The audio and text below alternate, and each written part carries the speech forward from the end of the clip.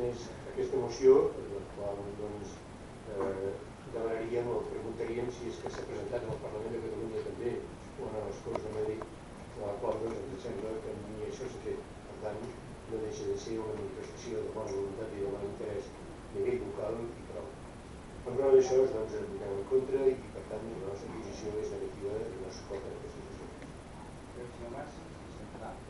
Sí, breument, jo crec que l'elecció ens toca i no crec que sigui la primera vegada. Primer dir que ho volia dir abans, però jo crec que el senyor Carreras llegís bé les coses i no creiés sempre a l'arbre, perquè sempre al bosc, hauria que segurament era un error tipogràfic en transcripció i que evidentment no són 2.100 municipis, sinó la república ja estaria proclamada.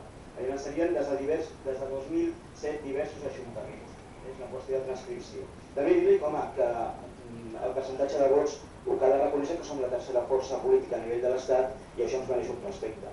Que siguem forces oposades vol dir també que s'han de guardar certes formes encara que a vegades no ens agradin.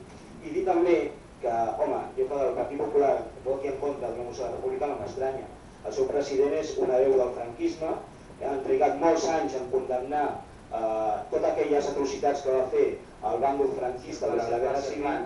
Sí, no, és el mateix to que ha empleat ell, és a dir, no dic ni un ni l'altre, estic empleant el mateix to.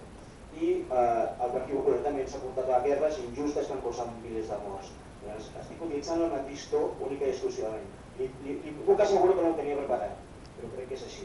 I per l'altre costat, i amb una manera més tova i més amable, m'ha agradat que el Partit Socialista, i entenc que això és una declaració de bones intencions, de compte que va tenir dos presidents de la República, com Carbo Caballero i Negrín, ens hagués donat suport. Moltes gràcies.